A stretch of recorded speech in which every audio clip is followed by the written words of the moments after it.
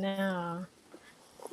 Good Monday morning. So if you're here in Texas, I don't know where I'm going. If you're here in Texas, in the mid to south part of Texas, oh my gosh, we're getting snow and ice. Can you believe that? And us Texans can't drive in it, so please don't be out on the road.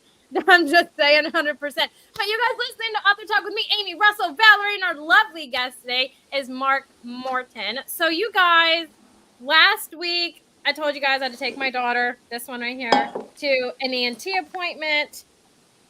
And let's just say we have to go back in 4 weeks to recheck it. And we're probably going to take stuff out. Well, she's not going, according to her. She's not going to go. So that's currently what is happening in my household. She's the one that's giving it to all of us, is what was decided.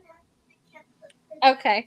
Is what was decided. And so we're just going to venture into this. We're probably having to get tonsils. And I don't know. I always mess those up. I always say like aneloids or whatever. But those other things. We have to get both of those probably out. Okay, don't make me cute. Don't get so detailed. It's not detailed. It's a name of a thing in your body. I don't know the name of it, Russell. Anyways. I see you got your room clean, right? No, Russell, it's a background. My room is... It's not better clean. than it was. Russell! I'm so done with you. And we've only been up for a minute and I'm over it. No, I'm just playing. But no, it's not. I still have Christmas I have to put up and I'm trying to pack because we're getting, slowly trying to start slowly packing for moving and all this stuff. So it's just a lot. And my office is the dump zone. Yeah, so my office is the dump zone. James, Happy New Year, my friend. We miss you. Yeah, we haven't heard from James in a while. I know, but what did everybody else do this weekend? That's what I did. I cleaned, did laundry, got Josh ready for his work trip, and now I'm single parenting it for the first time in the new year. So what all did everybody else do?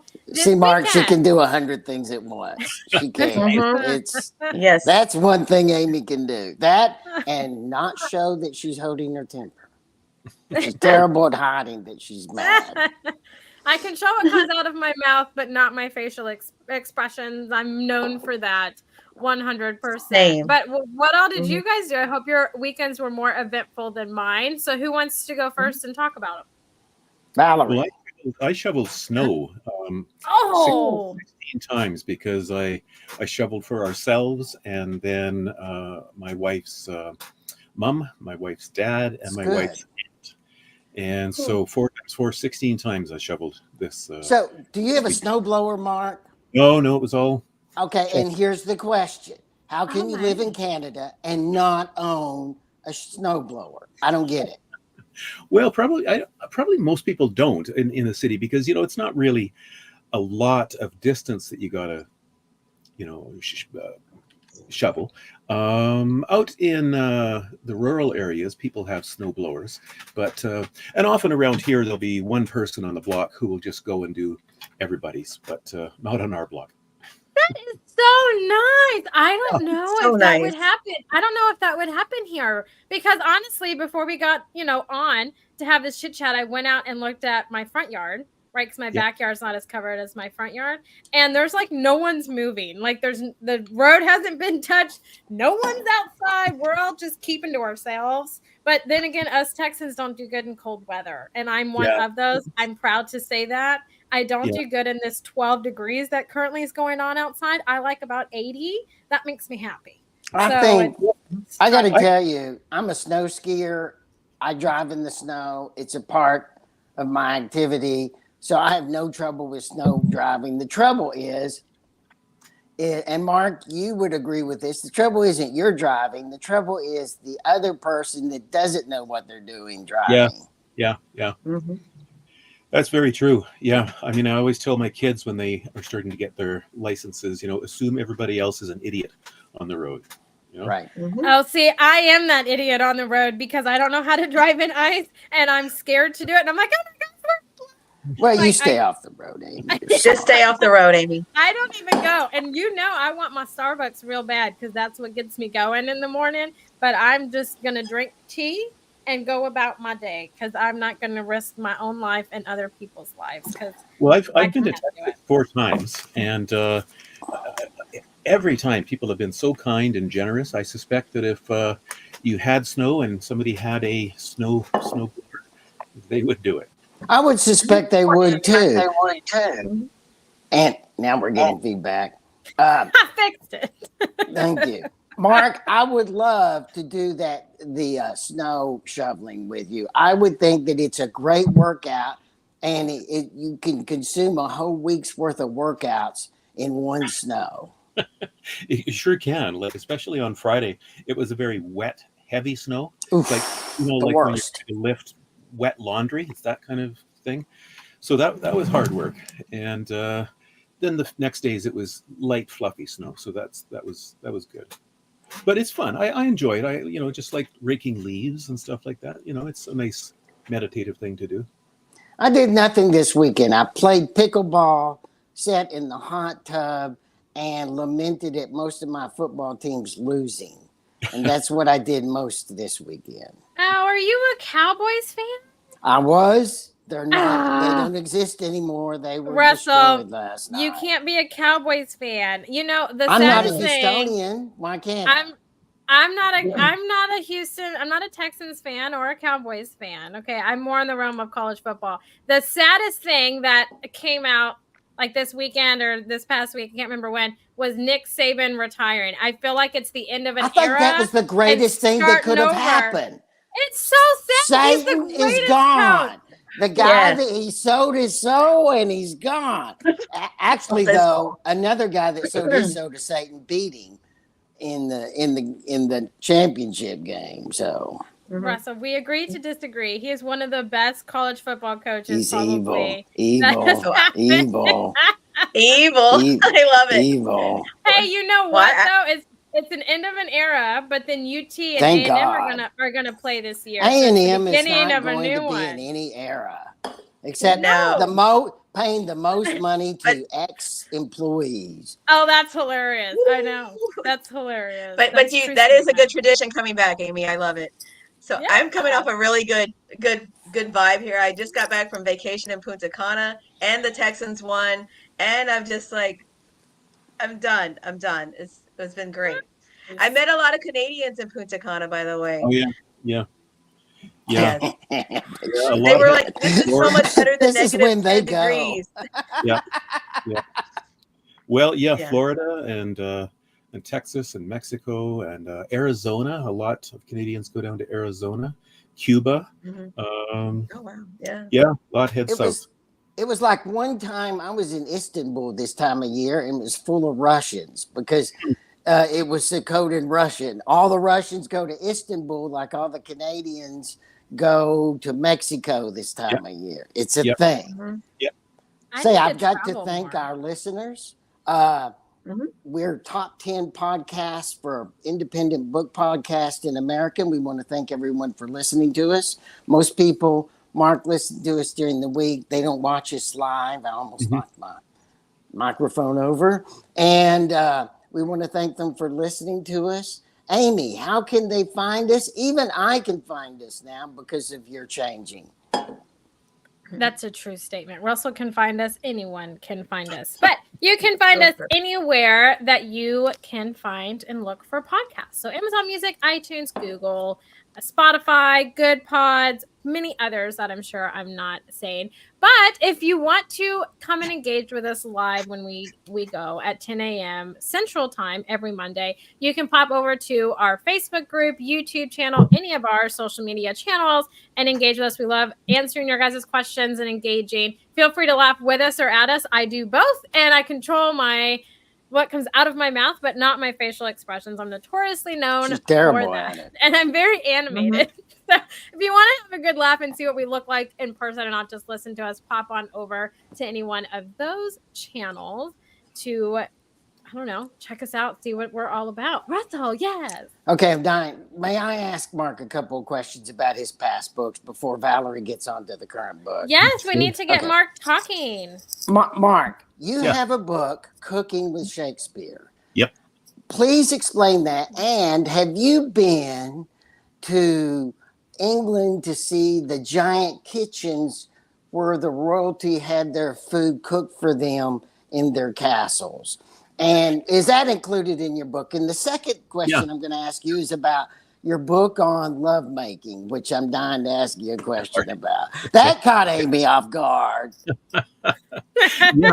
Yeah, I did write a book about with a friend. We wrote a book called Cooking with Shakespeare, and we do talk about the size of those enormous fireplaces that were in kitchens, and they were huge, like they were room size. And I think one of the most interesting things about them was that they had spits that had to be rotated, of course, and they didn't have a servant doing that. They actually had dogs that would be on a little conveyor belt, and the dogs would walk along, and that's what would make the spit go round and round. These dog trundles, I think they were called. I mean, the aristocracy and the royal court, they had extremely extravagant meals, whereas everybody else in society basically was eating oatmeal. My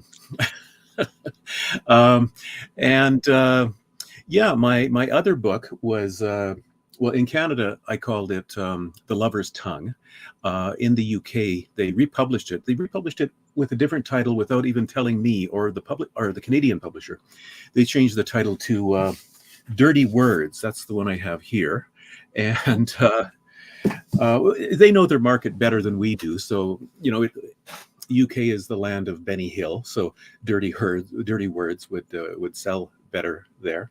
And it's not exactly a book about lovemaking, but about the nouns and verbs that are associated with lovemaking and sex and love. Well, Mark, I told you my questions were going to be directed toward my version of the truth, not the truth.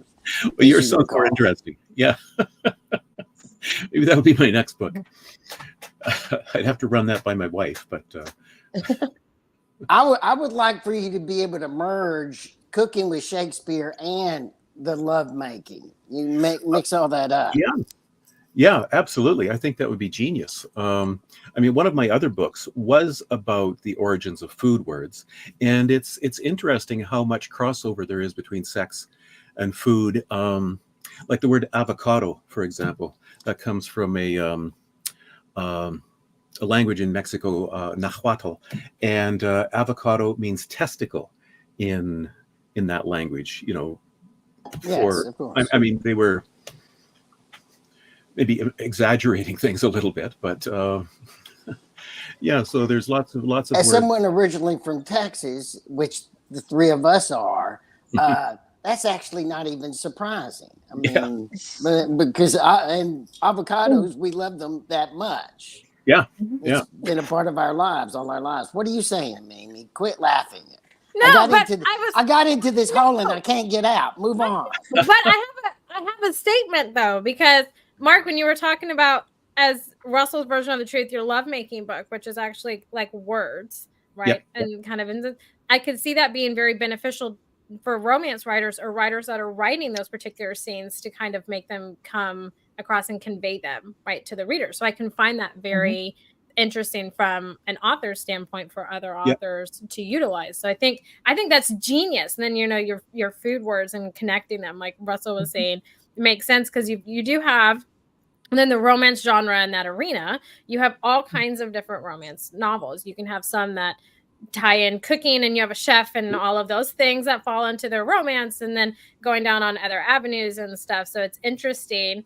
I can see those being very beneficial for other writers in other genres that are wanting to convey those certain scenes and use the words that mimic to help provide that. So I've never heard of a book like that. And, I've been around, I guess, the block in terms of genres and writers and stuff. So I find that extremely fascinating and I want to check that out. I'm not a writer, but I want to check that out because I'm like, man, that would be so beneficial because I'm currently reading a lot of romance novels. So that would be interesting. I love it. But let's get you talking about the Headmasters. I know Russell really wants to dive into that title as well.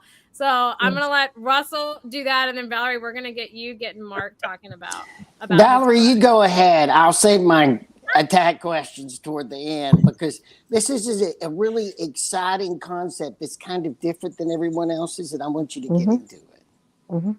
Also, Mark, I wanted to talk about just the transition from this nonfiction body of work to your new book.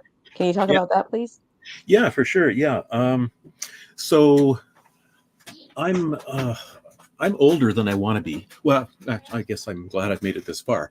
But I'm 60 now. I just turned 60 on December 31st, and so I spent the first part of my life writing nonfiction books, and then my wife and I adopted 4 older kids, and that meant that our writing careers just came to a grinding halt for 15, 16, 17 years until they were old enough to kind of be quasi-independent.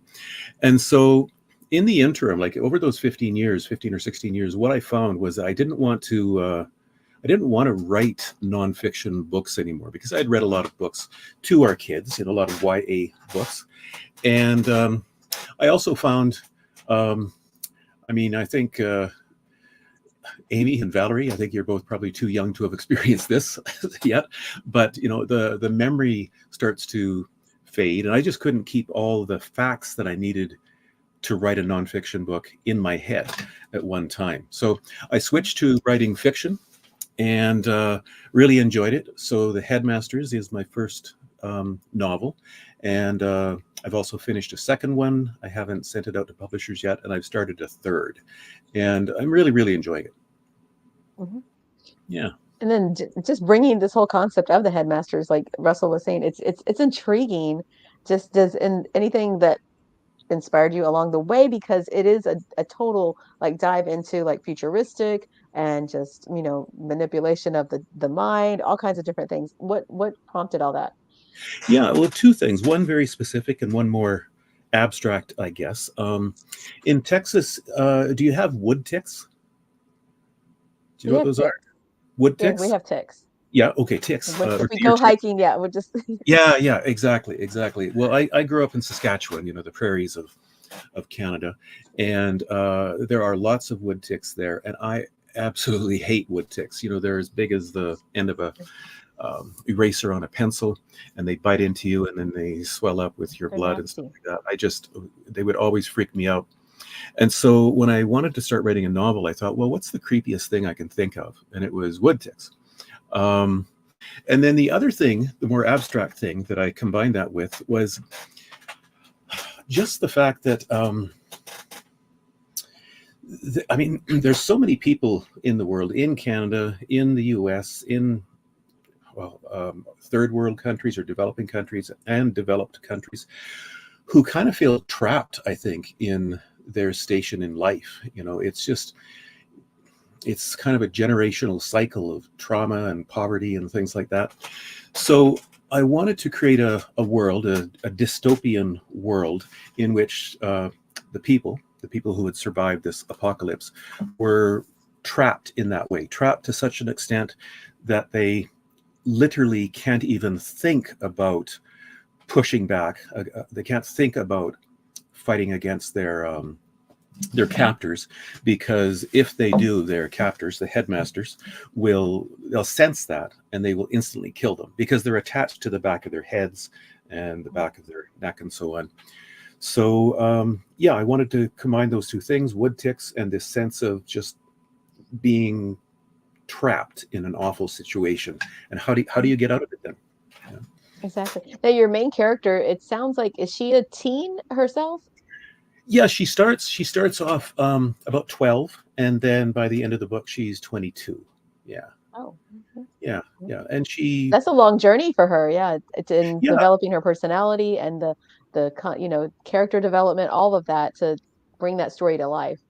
Yeah, and she's obviously the protagonist, the hero, and she's the only one who sort of still has this remnant of wanting to push back against the headmasters and defeat them no matter what. And she's helped along the way by the fact that she's starting to get the memories of her grandmother into her own brain. And that's because, these headmasters, they stick onto the back of a person until that person dies, and then they get transferred onto another person. So the headmaster, that the protagonist, her name is Maple, she's Canadian, that she has belonged, it was attached to her grandmother at one point, 60 years before. And so that's why she's slowly getting the memories of her grandmother back. And those memories can help her potentially defeat the Headmasters. That's the basic plot. Sounds very intriguing. Russell, what were you going to ask? Okay, here's the question. I'm not asking how she did it. That's that is an unpermitted question. Okay. What I want to know is, how did you develop your solution for the problem? Not what the solution is, but how did you work it out? You put your protagonist in an impossible hole. Yeah. So what was your process for figuring out, okay, how do I get her out of the hole? Well, you've all watched Mad Men, I assume, when it was on. And I really like that show. And the main character, one of the main characters, Don Draper, he's talking to his mentee. What's her name? Forget her name now. And she's trying to figure out how to come up with an idea for this campaign. And she goes to him and he says, here's what you need to do. You need to think about it and think about it and then think about it more and think about it in the shower and think about it while you're eating. And then you stop thinking about it.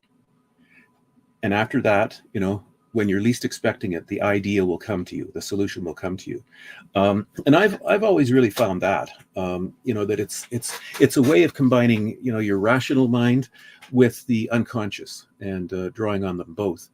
And so, yeah, with the Headmasters, I created this seemingly impossible situation where how could you possibly escape if you can't even think about escaping? And that's what I did. I thought and thought and thought, and there were many nights where I lay awake just trying to think, how can I get them out of this? You know, I've created this conundrum. And then finally it hit me. It just came out of the blue, so to speak. And that's always a good feeling when that happens, when you finally come up with a solution to a plot problem that you've created. Go ahead, Valerie. Oh, I was going to say, can you describe the setting of the story? Because it said the blue ring. So what is the blue ring? Yeah. Well, the larger setting is Northern Ontario. Have any of you been up to Canada or? No. Yeah. Well, Northern Ontario is the Canadian Shield or Precambrian Shield crosses all of Ontario. It's extremely rugged. There's rock everywhere. Very, very thin layer of soil with trees that somehow grow out of an inch of soil. I don't know how they do it. Lakes, wood ticks, mosquitoes everywhere. And so I wanted to locate the story in a setting that was as unforgiving as the Headmasters themselves. So that's why I set it in Northern Ontario, this place called French River, where the explorers, the fur trappers, up here they were called the coureurs de bois, the runners of the woods. It's called French River because they were mostly French. And in terms of what Blue Ring is, Blue Ring originally in the novel was a research facility that was located up there. And this thing goes horribly wrong. And everybody outside of this Blue Ring community seemingly is killed around the world, and so only the people within Blue Ring survive. Why I called it Blue Ring, I don't know. I just like the sound of it. Yes. Yeah. I just love the whole concept because it brings to mind like a lot of different situations like this where the kids are you know, young adults are just fighting back and they're, you know, trying to survive, but they're building a better world kind of thing. So it's very optimistic and hopefully towards the end. And you said you already have the second book written? I do. It's very different. It's not a sequel. Okay, because good. I thought it might be prudent to get the first one published before I started writing a sequel. So yeah, the second one is very different, and it's not even young adult. It's also dystopian, but it's much more of it's more brutal. So I wouldn't think it would be appropriate for, certainly not mid-teens or young teens. Valerie, may I ask a question? Yeah. Sure, go ahead. Just one. Why do you think that you're so attracted to writing dystopian literature? Oh, yeah. That strikes me. You're a man, you're 60 years old, you've written nonfiction all your life. Why did this point in your life are you attracted to the dystopian genre? Yeah, well, about the time that we adopted our kids, the eldest one at the time. Oh yeah, was you raised 9. 4 teenagers. That's Yeah. why you're into Yeah, dystopia. I lived in dystopia, so And you survived. I survived. Yeah, and my eldest son Brandon and I. That's about the time when the zombie craze, like The Walking Dead, came out and things like that. So we started watching that, and then all these other zombie films and novels. So I really got into those, and then the Hunger Games and so on. That kind of new life into dystopias. And what I like about writing in a dystopia world, a fictional world, is the fact that, well, 2 things. One is I don't have to describe what the Starbucks looks like. I don't need to describe, little things that I'm not good at describing. I don't have much of an eye for those kinds of details. And the other thing is that, you put anybody into a dystopia or a really extreme situation. It doesn't have to be a dystopia. You very quickly see their character come to the surface. Whether they're heroic or whether they're not heroic. Often it might be somebody who doesn't know they're heroic and discovers that they are. So I like that about dystopias, that it can be very clarifying for character. That sounds great. Yeah. And so you were saying the next book you're working, is it's about ready or not ready, or the next one you're working on? It's done. I haven't looked at it in a couple of months because, after you write one thing, you got to leave it for a couple of months, and then you go back to it and realize, oh, it's not as good as I thought. Or maybe you discover, oh, it is better than I feared. So yeah, I'm gonna wait a bit longer and then go back to it and see how it looks on more distant reading, and then try to find a publisher for it. I've really enjoyed working with the publisher that I have, so I might go with them again, but we'll see where it goes. And then the way you were talking about it sounds like this one's maybe geared more toward adults. Yeah. And it also doesn't have, the Headmasters has kind of a single arc. There's the problem of the Headmasters, and then, how does she or how does she not eventually defeat them? And there's some other subplots as well. But the second novel has much more complicated plot structure, and it's much harder to sort of summarize in a sentence or two. I think that's going to be a challenge when I do send it out to a publisher to consider. Usually they like a 1-sentence summary of the book, and I don't know how I'm going to do that. Yes, exactly. Russell, you have a question? No, I don't. I just was holding my hand up at the horror of a 1-sentence explanation of your novel. Exactly. It's a horror. Yeah. So I want to get back to the Headmaster, because I like this concept of control, and I think it's very, very contemporary and current events. Your novel, and my first question: are you an Orwell or an Huxley guy? Right. And if you know what I mean. And where does your book go on that genre as far as the struggle of dealing with the mind control? That's a really good question. With regard to the first part, I love George Orwell. I love not just 1984 and his other books, but I love his essays. He's got one of my favorite essays ever written is called Shooting an Elephant. And this goes back to his days when he was in India and was given the task of shooting this marauding elephant, and it goes off often. But he's also just such a clear writer that he's, I striven, to write as clearly as he does. So yeah, I think that as a writer, I hope I would fall closer to Orwell. And I guess too, I hadn't made this connection, but the situation that what's his name, Winston Smith is in 1984, it's pretty inescapable. It's kind of similar because there's thought control. They even change history. And it's even ambiguous as to whether he has any success at the end or not, because my understanding, the very, very last scene is he's sitting at a table and he's writing 2 + 2 =, and the government has tried to get him to think that it's 5, right? When he keeps resisting and saying it's 4. And I think in some early editions of the novel, it was 5. He writes 2 + 2 = 5, which suggests that he's been broken. And then at a later date, some printer looked at it and thought, oh, this is an error, and they changed it to 4. 2 + 2 = 4. And so that suggests a more hopeful ending to 1984.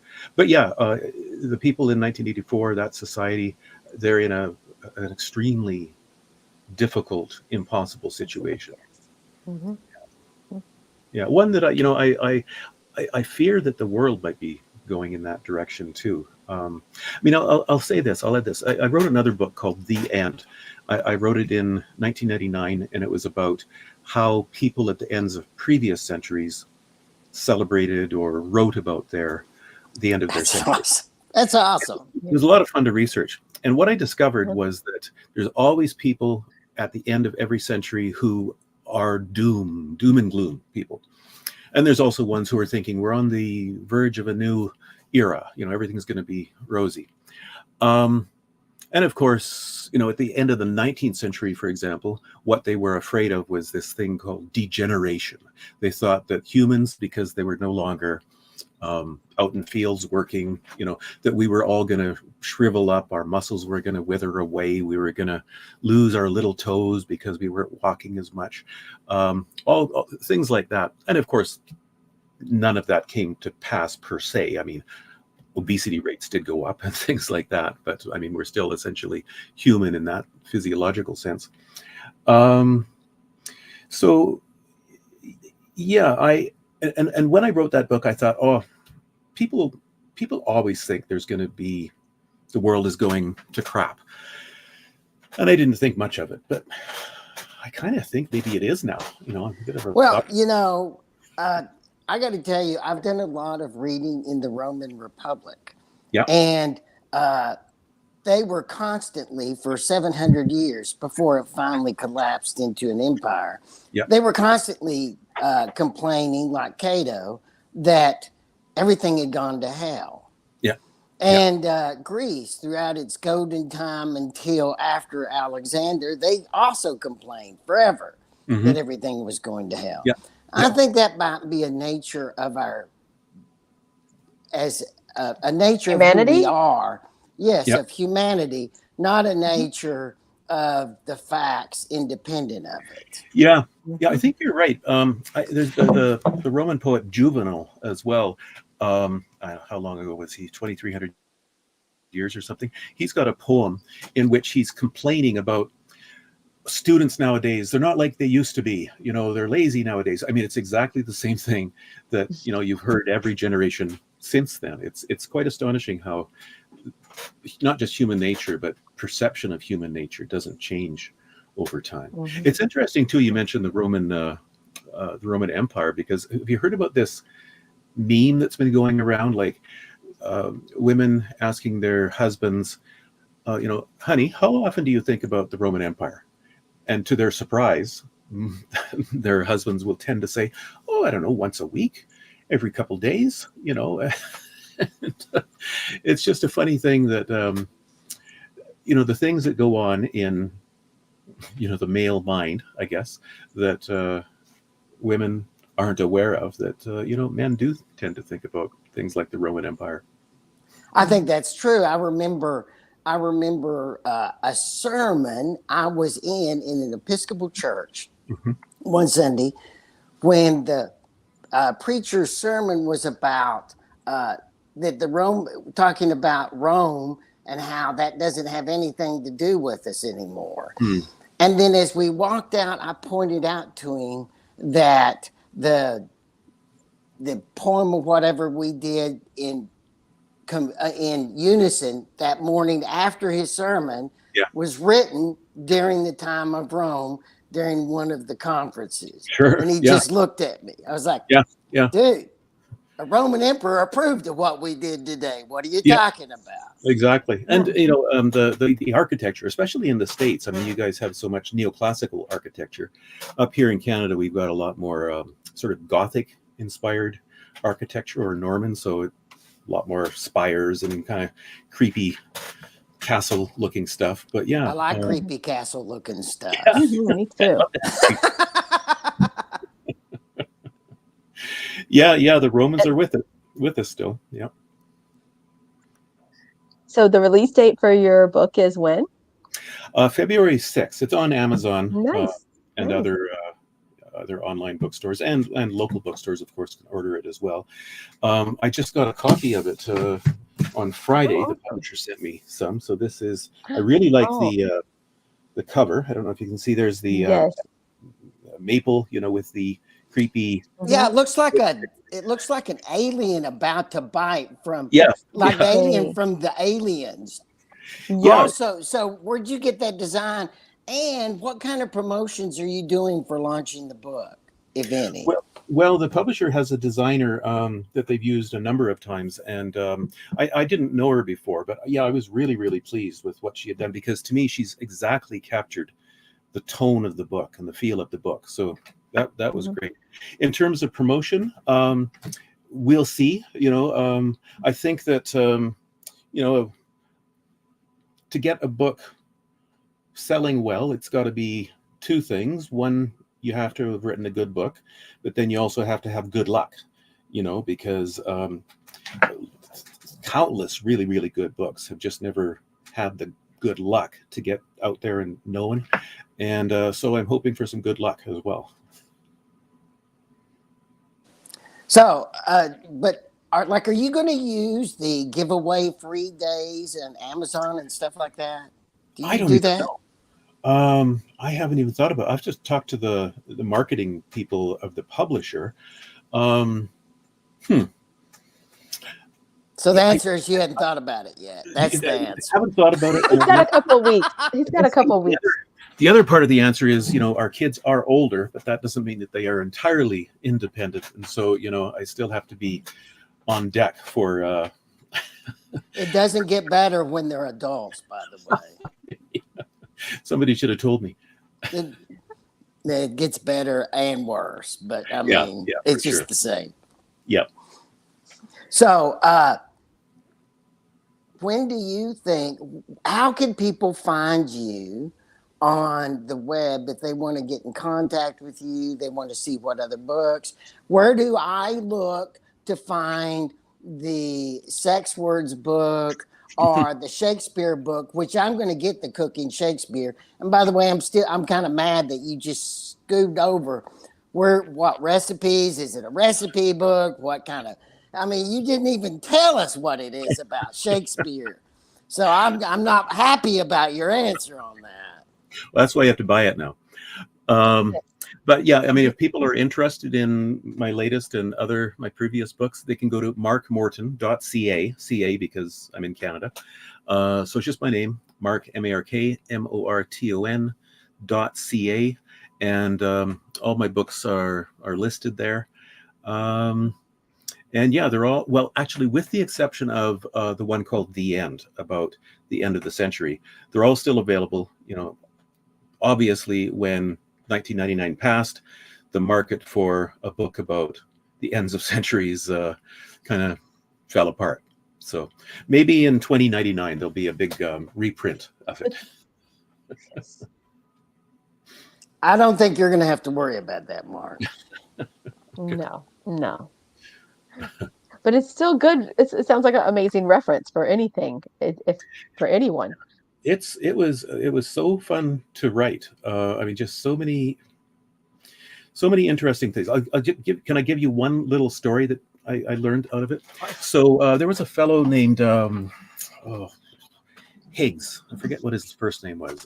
Mr. Higgs, and he was kind of a promoter, and he came up with the idea that he wanted to get famous people, celebrities of the time, in 1899, to write something about the the end of one century and the beginning of the next.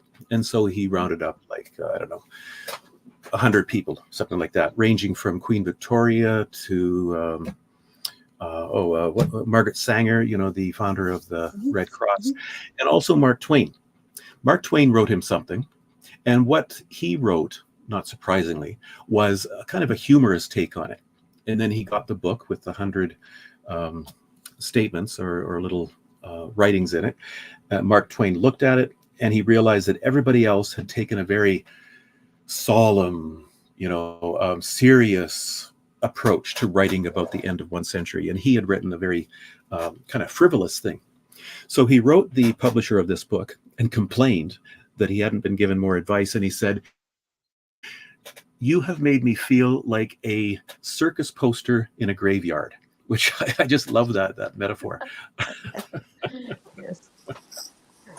Probably looking back on it more than 100 years later, and his quote is probably more appropriate than the rest of them. For sure, yeah. And of the 100 people that he that were included in the book, probably only about 5 or 6 are still known. I mean, it's kind of shocking, how people that we think are going to be famous forever aren't. Yeah. You mentioned earlier on, I think when we were just beginning the show, the Cowboys, right? The football is pretty big down there. Well, I just saw this morning that it's a little less big now than it was yesterday. Yeah. Well, I saw Taylor Swift up in one of those gallery boxes, and she had a Cowboys T-shirt. No, that was a Kansas City Chiefs. Kansas City Chiefs. Let's not commit heresy. That's way more. That's way holier than anything Cowboy. Well, we don't follow American football as much, and we don't have any college football to speak of down here. No. It's terrible. Yeah, you do, Mark, because all your Canadian players come down and play here. Well, that's where they go. Yeah. I'm still not over. I'm not over the fact that Russell is still so upset that you just kind of brushed over your Facebook group, like fruit. Where do we get these recipes? Are they a recipe book? Is it a cookbook? Is it different stories in Shakespeare? He just, you notice, and I gave him another shot, and he was like, "I don't give a shit. We're just gonna move on." I'll give you a little taste then. It does contain about 200 recipes from Shakespeare's time, and those range from puddings that are actually quite good. And my co-author and I, we tried to make as many of these recipes as we could. So the puddings are quite good, but then some of them are things like a stew made of sparrows.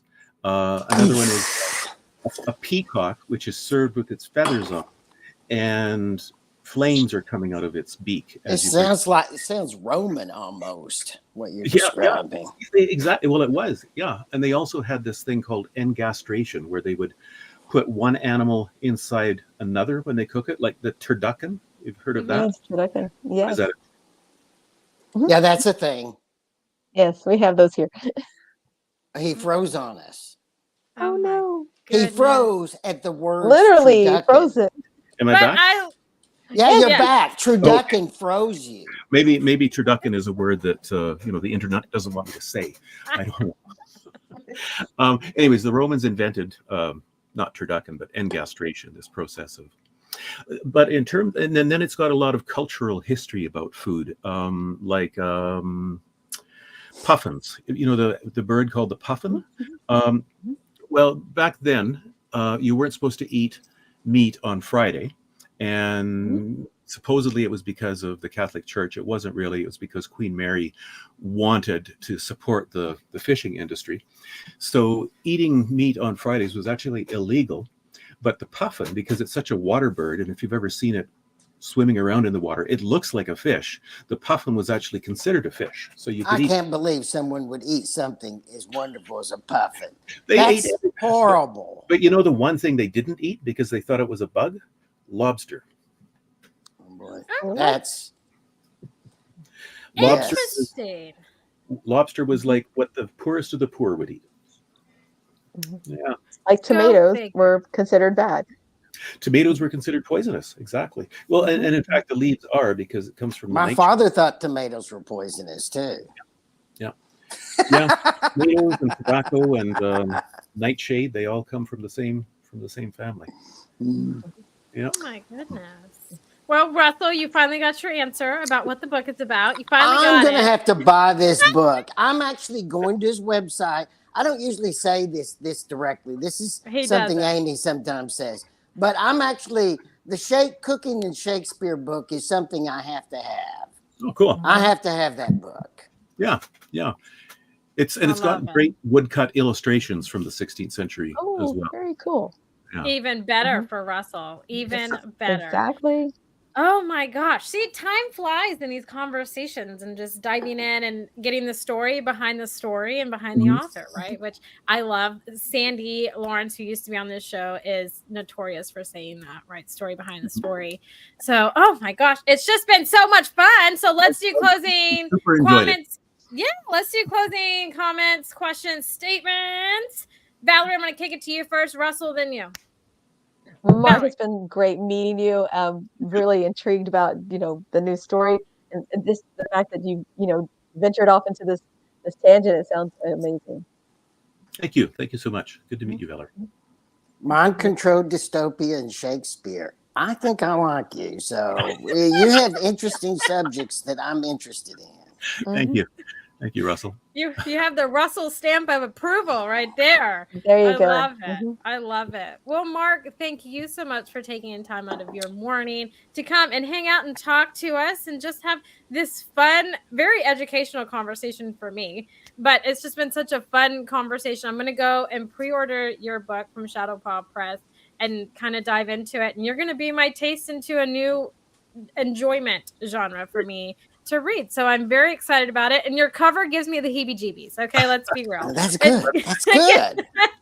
You want to be get the heebie-jeebies. It'll be a nice distraction, Amy. And what is that? And they pull it up.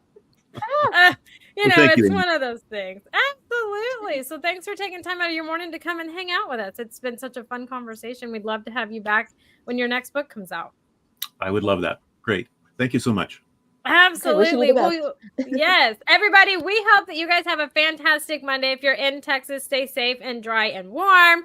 We will survive this. I promise. It's not like the ice apocalypse a couple years ago. No, but until next time, have a great Monday, a great rest of your week, and we'll catch you all next Monday. Bye for now, everybody.